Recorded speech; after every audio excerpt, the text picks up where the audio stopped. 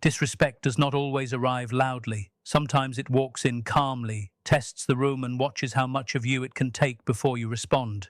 But there is a moment, quiet, unmistakable, when respect is no longer present and dignity is being challenged. In that moment, this is no longer a discussion. This is no longer a misunderstanding. This is a decision point. Because when severe disrespect shows its face, continuing the conversation does not bring clarity.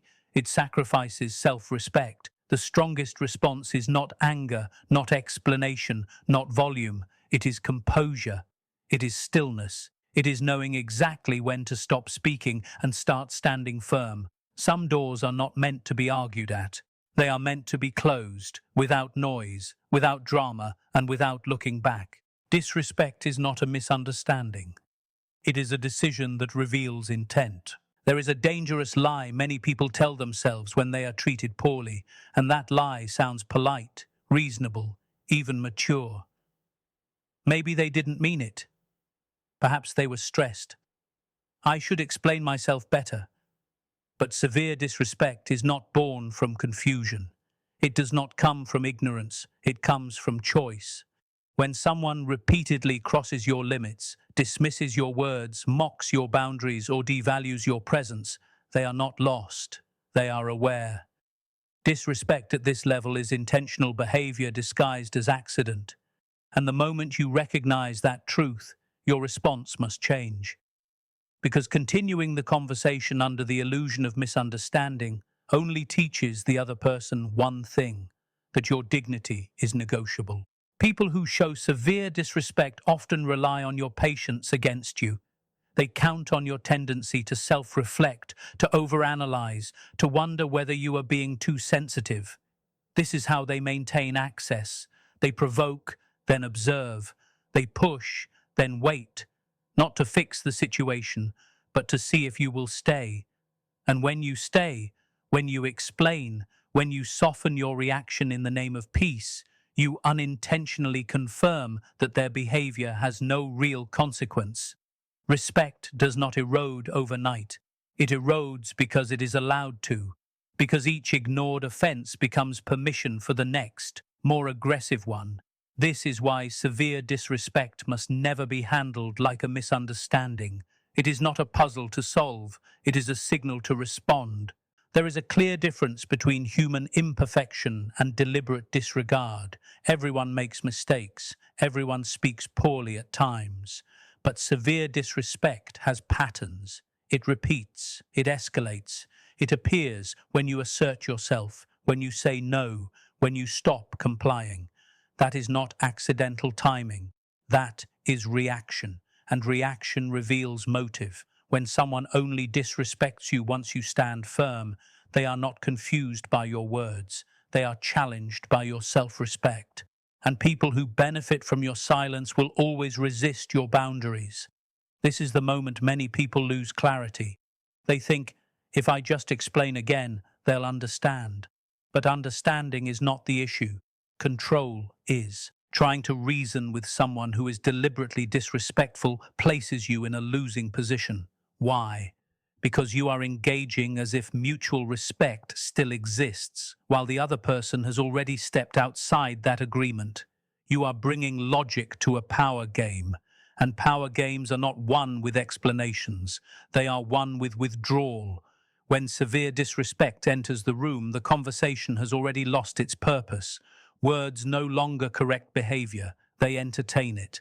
Every response becomes fuel, every justification becomes leverage. Silence, in this case, is not passive, it is strategic, it removes the reward. There is strength in recognizing when dialogue is no longer productive. Many people confuse endurance with strength. They believe that staying, tolerating, and absorbing disrespect proves maturity. It does not. It proves conditioning. True strength is knowing when to disengage without needing validation. When you walk away from severe disrespect, you are not running from conflict. You are refusing to participate in degradation. You are saying without words, this is where my standards begin. And standards do not need to be defended. They only need to be enforced. Ending a conversation does not mean you failed to communicate. It means communication has ended because respect has ended. This distinction matters. You are not obligated to keep explaining yourself to someone who has already decided how they will treat you. Repetition does not create respect. Consequences do. And one of the most powerful consequences is access denied. When your presence, your energy, and your attention are removed, the dynamic shifts. Suddenly, the person who felt powerful feels exposed, not because you argued, but because you didn't. Severe disrespect often thrives on reaction, on emotional engagement, on proving a point. The moment you stop reacting, the structure collapses. You do not need to announce your exit. You do not need to deliver a final statement. Drama benefits the one who disrespects, not the one who protects themselves. Quiet endings are the most unsettling endings of all. They leave no hooks, no openings, no room for manipulation, just absence. And absence speaks louder than any argument. Understand this clearly. Walking away is not rejection of dialogue. It is selection of dignity. You are choosing peace over persuasion, self-respect over validation, clarity over chaos. And once you make that choice, something changes inside you. You stop chasing understanding from those who profit from misunderstanding. You stop mistaking tolerance for virtue. You stop negotiating with people who already showed you their limits and yours. Severe disrespect does not ask for another conversation. It demands a boundary, and boundaries are not speeches, they are actions. When you recognize disrespect for what it truly is, a decision, you respond with a decision of your own. The conversation ends, not out of anger, not out of fear, but out of self-respect. Explaining yourself lowers your position. Respect is never earned through justification. There comes a point in every difficult interaction where the instinct to explain yourself feels almost automatic. You want to clarify your intentions, correct the narrative, and prove that you are reasonable, fair, and misunderstood. But when the environment is already poisoned by severe disrespect, explanation becomes a quiet surrender of authority. You are no longer speaking to be understood, you are speaking to be accepted. And the moment you seek acceptance from someone who has already shown disregard, your position weakens. Respect does not rise from justification, it rises from self-certainty. People who engage in severe disrespect often push others into over-explaining on purpose. They provoke confusion, twist words, and then stand back while you scramble to restore clarity. This tactic is effective because decent people value fairness. They assume that if they can just present the full picture, the other person will respond with reason.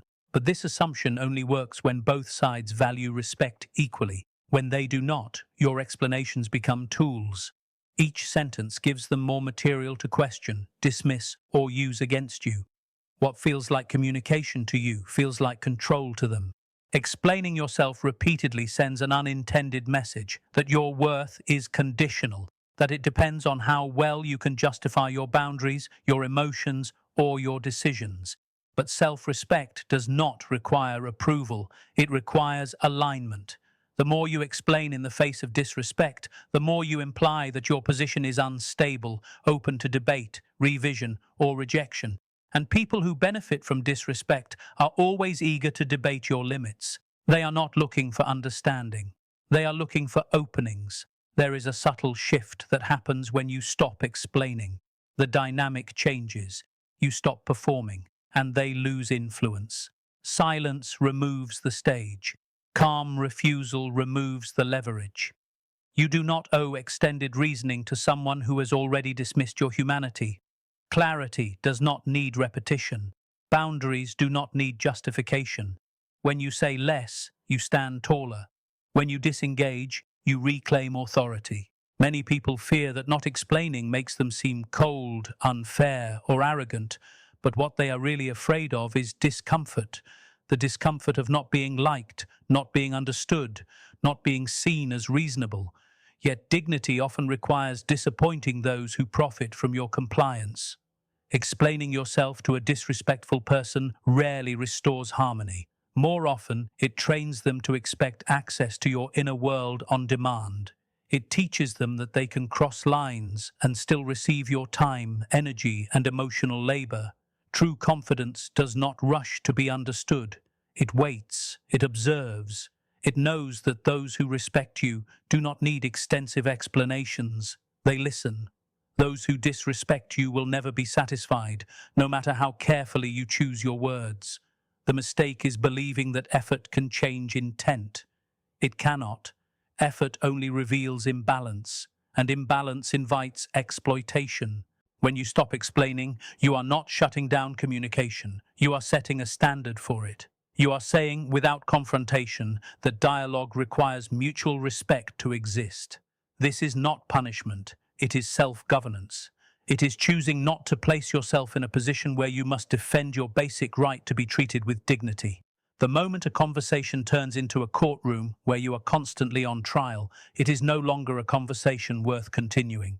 There is power in restraint, power in saying what needs to be said once and then stopping. Not because you have nothing more to add, but because you refuse to beg for recognition.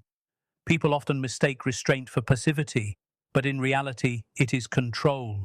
It takes far more strength to remain composed than to over-explain in desperation. The calm refusal to justify yourself signals inner stability, and inner stability commands respect far more effectively than words ever could. Severe disrespect exposes a truth many avoid. Not everyone deserves access to your reasoning. Not everyone earns the privilege of your vulnerability. When someone consistently dismisses your perspective, continuing to explain yourself is not noble, it is draining. You begin to doubt your own clarity. You second-guess your instincts. You shrink to fit a conversation that was never meant to honor you. Ending that cycle is not cruelty. It is correction. The highest form of self-respect is knowing when your words no longer serve you, when explanation becomes self-betrayal, when silence becomes protection. You do not need the final word to maintain dignity. You need boundaries that speak for you, and when you stop explaining yourself to those who refuse to listen, you rise, not above them, but back into alignment with yourself. Boundaries are actions, not warnings. They begin where tolerance ends. Many people believe boundaries are something you announce, explain, or negotiate. They think boundaries are built with long conversations, emotional appeals, and repeated warnings. But true boundaries do not live in words, they live in behavior. A boundary that is spoken but not enforced is not a boundary at all. It is a request, and requests can be ignored. When severe disrespect appears, the time for warning has already passed. The line has been crossed. At that point, action becomes the only language that still carries meaning. Disrespect often survives because it is allowed to survive, not because the person receiving it is weak, but because they are patient, hopeful, and willing to give chances. Unfortunately, people who repeatedly cross lines depend on that generosity. They listen carefully to what you say, but they watch even more closely what you do. If your actions do not match your words, they learn exactly how far they can go. Each unchallenged moment becomes evidence that the boundary is flexible, and flexible boundaries invite further violation. There is a reason actions matter more than explanations. Words can be debated, actions cannot. When you say, "I don't like being treated this way," you invite a response. When you remove yourself from the situation, you deliver a conclusion. No argument follows. No justification is required. The behavior ends, or access does. This is not aggression. This is clarity. Boundaries enforced through action are clean. They leave no confusion behind. Many people hesitate to act because they fear appearing harsh or unreasonable. They worry about being misunderstood. But boundaries are not about how you are perceived. They are about how you are treated. You are not responsible for managing someone else's comfort when they have already disrespected yours. Enforcing a boundary does not make you unkind. It makes you consistent. And consistency is the foundation of self-respect. Walking away, disengaging, limiting access, these are not dramatic gestures. They are quiet decisions made by people who understand their value. When you stop participating in conversations that drain you, when you stop responding to behavior that devalues you, you are not escalating the situation. You are ending it. The absence of reaction often carries more weight than confrontation ever could. It removes the reward that disrespect feeds on. Warnings, when repeated, lose power. Each time you say, "Don't do this again," and nothing changes, the warning becomes background noise. The other person learns that your discomfort has no consequence. Boundaries that work are not announced multiple times. They are demonstrated once. After that, the behavior either adjusts or the distance grows. That distance is not punishment, it is protection. There is also an internal boundary that must be enforced, the boundary with yourself. How many times will you tolerate being dismissed before you act? How often will you override your own discomfort in the name of peace? Each time you ignore your instincts, you teach yourself that your feelings are secondary. Over time, this erodes self-trust. Enforcing boundaries is not only about teaching others how to treat you, it is about proving to yourself that you will not abandon your own standards. Severe disrespect often tests whether your boundaries are real or performative. Are they principles or preferences? Preferences can be ignored, principles cannot. When your actions align with your values, you become predictable in the best possible way. People learn quickly what behavior grants access to you and what behavior ends it. That clarity creates respect, even from those who do not like your boundaries. And respect is not about approval, it is about recognition. You do not need to explain every boundary you enforce. Over-explaining turns boundaries into debates. Debates invite manipulation. The more you justify your limits, the more others feel entitled to challenge them. Silence combined with action closes that door. It sends a clear message. This is not up for discussion. This is how I operate. Boundaries enforced through action also preserve your energy. You stop wasting time trying to convince people to treat you well. You stop rehearsing conversations in your head. You stop hoping for change that has not come.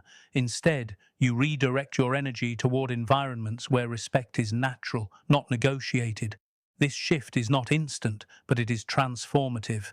In the end, boundaries are not walls meant to keep people out. They are filters meant to let the right behavior in. When severe disrespect appears, the filter activates. No anger, no explanation, just consequence. And in that quiet firmness, something powerful happens. You reclaim control, not over others, but over yourself. Silence is the final statement. When words lose power, presence withdraws. In a world that rewards reaction, silence is often misunderstood. It is mistaken for weakness, avoidance, or defeat. But when severe disrespect enters a conversation, silence becomes something else entirely. It becomes a deliberate choice, a controlled response, a final statement made without sound. Silence in these moments is not the absence of strength, it is the concentration of it. Because when words are no longer respected, withholding them is the only response that preserves dignity. Disrespect thrives on engagement. It feeds on emotional replies, explanations, and visible frustration. The more you speak, the more material is available to be twisted, dismissed, or used against you. This is why silence is so powerful. It removes supply. It ends the exchange without escalation. It refuses to reward harmful behavior with attention. And attention is often what disrespect seeks most. Many people feel uncomfortable with silence because it feels unresolved. They fear that walking away without clearing the air leaves something unfinished. But not every situation deserves closure through conversation. Some situations deserve closure through distance. Silence does not mean the issue was not recognized. It means it was assessed and found unworthy of further energy. This is not avoidance, it is discernment. Silence also communicates something words never can: finality. When someone expects a reaction and receives none, the dynamic collapses. There is no argument to win, no defense to attack, no emotion to provoke. The performance ends, and without an audience, disrespect loses its power. Silence shifts the control back to the one who chooses it. It takes confidence to remain silent in the face of provocation. Silence demands emotional discipline. It requires you to trust your own judgment without needing validation. It asks you to stand firm in your decision even when misunderstood. But that is precisely why silence commands respect. It signals inner stability. It shows that you are not easily pulled into chaos, and people quickly learn that you cannot be manipulated through reaction. There is also a deeper layer to silence. It protects your inner world. When you stop responding, you stop exposing your thoughts, feelings, and vulnerabilities to someone who has already shown they cannot be trusted with them. Silence becomes a boundary around your emotional space. It keeps your clarity intact while others reveal their intentions through their response to your withdrawal. Silence is not passive when it is intentional. It is an action taken without noise. It is a decision not to participate in degradation. When you choose silence, you are not saying, "I have nothing to say." You are saying, "I have decided." That decision speaks louder than any explanation ever could. People who respect you will recognize silence as a signal to reflect. People who disrespect you will reveal themselves through their reaction to it. Some will escalate, some will mock, some will attempt to provoke further. And in doing so, they confirm exactly why silence was necessary. You do not need to explain your choice. Their response explains it for you. Silence also teaches you something about yourself. It shows you that you do not need to win every exchange to maintain self-respect. You do not need the last word to feel secure. You do not need to be understood by everyone. This realization is liberating. It frees you from the exhausting need to defend your dignity. Dignity, once claimed, does not require defense. When silence is used wisely, it creates space. Space for clarity, healing, and perspective. It allows emotions to settle. It prevents regretful words. It keeps you aligned with your values rather than pulled into someone else's disorder. Silence is not coldness, it is control. In the end, silence is not what ends a conversation. Disrespect does. Silence simply acknowledges that reality. It draws a line without drama, without hostility, and without apology. And that quiet line often becomes the strongest boundary of all. Self-respect ends the discussion. Clarity replaces emotion, and standards speak loudest. There is a moment in every person's life when emotion steps aside and clarity takes its place. It is not a loud moment. It does not arrive with anger or dramatic declarations. It arrives quietly, with certainty. This is the moment self-respect takes control. And when self-respect enters a situation marked by severe disrespect, the discussion ends, not because you are unable to continue, but because you no longer need to. You understand something fundamental. Not every interaction deserves your participation. Many people confuse ending a conversation with losing composure. In reality, it is often the highest form of composure. Emotional reactions seek relief. Self-respect seeks alignment. When you act from emotion, you want to be heard, validated, or understood. When you act from self-respect, you already understand yourself. You no longer argue your worth. You no longer chase acknowledgement. You simply remove yourself from environments that require you to shrink. Self-respect changes the questions you ask. Instead of asking, "How do I make them see my point?" you ask, "Why am I still explaining myself here?" Instead of wondering, "Am I being too sensitive?" you recognize, "This behavior violates my standards." That shift is powerful. It moves you from reaction to decision. And decisions rooted in self-respect do not require consensus. Ending a discussion does not mean you hate the other person. It means you value yourself enough to stop participating in something that costs you your peace. Self-respect is not aggressive. It is precise. It knows where the line is, and it does not hesitate once that line is crossed. There is no need for threats, ultimatums, or emotional displays. The decision is internal, and that is why it is unshakable. People who rely on disrespect often expect emotional chaos when challenged. They expect explanations, defensiveness, or visible hurt. When they encounter calm withdrawal instead, they are unsettled. Not because you said something powerful, but because you didn't need to. Self-respect is unsettling to those who depend on control. It removes their influence without confrontation. There is also a quiet courage in ending conversations cleanly. No revenge, no final speech, no attempt to prove a point, just distance. That distance is not punishment, it is self-preservation. It allows you to protect your values without becoming entangled in conflict. It keeps your integrity intact while others reveal their character. Self-respect also restores your time and energy. You stop replaying conversations in your mind. You stop planning responses. You stop hoping for different outcomes from the same behavior.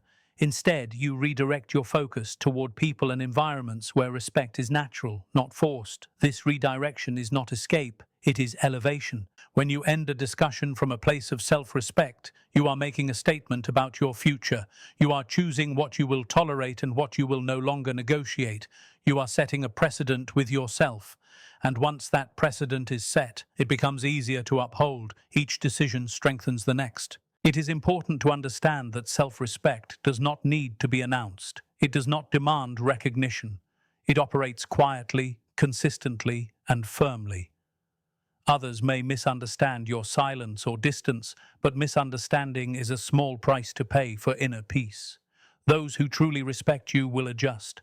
Those who do not were never aligned with you to begin with. In the end, conversations do not end because you run out of words. They end because you find your center, and once you stand in that center, severe disrespect has no place to land. The discussion is over, not in anger, not in fear, but in clarity, and clarity, once chosen, never needs to speak twice.